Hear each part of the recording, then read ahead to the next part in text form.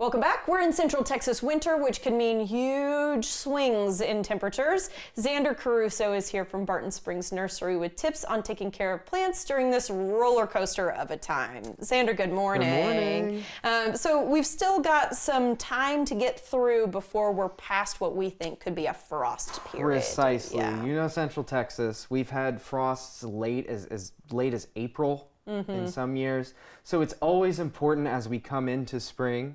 You know, traditionally we treat Valentine's Day as the beginning of spring. Kind of That is so Texas of us. Yeah, it is. But I mean, we're talking about 80-something degrees this weekend. Yeah, it's going to be warm this weekend, but you should always proceed with caution before you get out your tomato starts or anything that is spring starty. You want to hold off a little bit. Tomatoes and a lot of our spring crops tend to get stunted in their growth. And throughout the remainder of that plant's life, it won't produce as much because of cold temperatures at night. So if we drop below 45 to 50, that can really stunt the growth on your peppers, your tomatoes, eggplants, okras, depending on when you start those things. So it's really, really important that you keep an eye on the weather and make sure those temperatures don't drop below before planting those out. So because we're still cool at night, we're not quite warm enough just yet. You can still plant your winter vegetables, which is fantastic to do. And let's say you plant them out and they do something called bolting, which means when it gets too warm, they shoot up their flower stalk and they're done. When they make that flower stalk, a lot of the foliage will taste bitter and kind of not, it's edible, but it's not good. However, if you let them go to bolt as we warm up, that can be a very, very early pollinator plant for your tomatoes and your other things that you're putting into the ground. So leaving them around isn't necessarily a bad thing. Okay, so keep it growing. Yeah.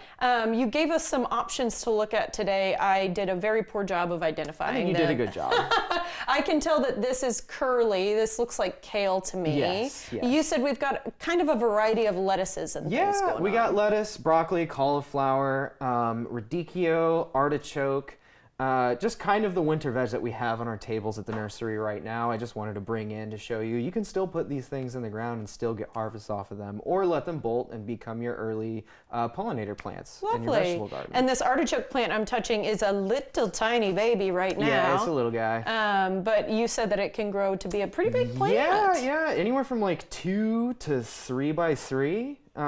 They get pretty big. They take up a lot of space. So it's important to give things like artichoke room. Is it possible to put something in the ground, you said, and get, you know, something out of it before we get to spring or summer? Absolutely. So long as the weather permits, you know, if your plan is to get something out of it, you know, plant it in a preferably east-facing or north-facing area where it'll stay a little bit colder and prevent it from bolting. I see.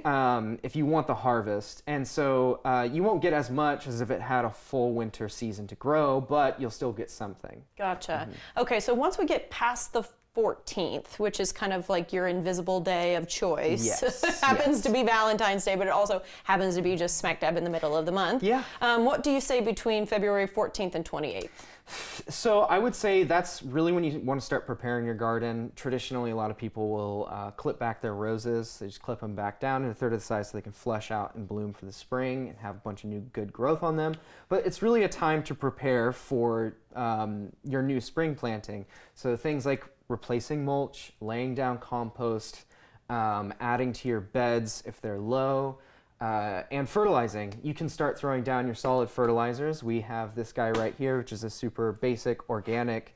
You can put as much on as you want. You don't have to worry about it. Just a regular I old love good something solid that fertilizer. can't be messed up. Yeah, exactly. And that's what we do at Barton Springs Nursery. We really, really push organics because I'm lazy. I don't want to measure things out. I just want to throw it down and be good with it. So we got these two guys right here for your solid fertilizers, which you can throw down now. And then if you still have winter veg in, it would be good to use liquid seaweed or a liquid fertilizer, because as that hits the plant roots, it's taken up immediately, whereas your solids are going to have to break down a little bit before the plant can take them up. Gotcha. So that's more of the spring planting type stuff. All right. And then talk to me about frost, because of course we still have the potential for it. And we do want to protect plants when we can. Yes. So you don't want to throw away your frost cloths, or we have Blanket right here, which is a great product. You want to throw these on whenever we have frost and avoid things like plastic, especially if the plastic is going to be making contact with foliage, because the cold is going to transfer right through the plastic and what's called burn the leaves, even though it's freezing. So they just look horrible. Frost cloth doesn't do that, does not transfer the heat, also keeps frost off the plant because it's kind of just like a really big blanket that also lets some light through, which is really good for the plants. And you want to make sure that they're tamped down to the earth, or if you're using something like a blanket, that it's fully wrapped around that container to trap as much heat, either from that container, but more importantly with the frost cloth, to the earth, so that all the heat that's gained in the soil during the day, it's still over there overnight and not completely dissipating into the air. Okay, so let me pose you a hypothetical. Let's say someone, decided to chance it and put out some spring vegetation, a little on the early side, and oh no, we've got a frost coming.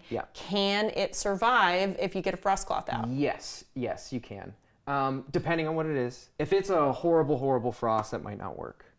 One thing I like to recommend people do is if you have leftover nursery buckets as well, you can kind of create a greenhouse effect where that plastic nursery bucket isn't touching the foliage. If you get a large enough one for the plant, just an appropriate size, you can also put something like a frost cloth over it to trap more heat. You kind of create this temporary greenhouse effect through the night as it absorbs heat from the day. Okay, that's clever. And I want to ask about anything new that's happening at Barton Springs Nursery. We're about to be in our time, before we know it, things are going to start blooming around here. We have a new studio for our design team. That is on North Lamar. It's not quite ready just yet, but we're getting there. Maybe next time we'll talk about it. But it's wonderful. It's amazing. I can't wait for everybody to see it. Our design team and the owner, Amy Hovis, has done an incredible job. Greg Thomas has done an incredible job of getting all of these resources together to make this a really amazing space. I'm so excited for everybody to see it. This is a little waggly finger opportunity for me to remind everybody that this is employee owned. That when Barton Springs Nursery went up for sale, it was Greg and it was Amy who stepped up and said, we're working here, we'd like to own this place. And so when we're supporting local, you're supporting local at Barton Springs Nursery. Yes, absolutely. Of course, you can always come in and ask questions of the pros because, for example, I would need a whole new tutorial on this. Absolutely. Okay, bless you, Zander. Thank you so much. Visit the Plant Pros in person on BK's Road or check them out online at bartonspringsnursery.com.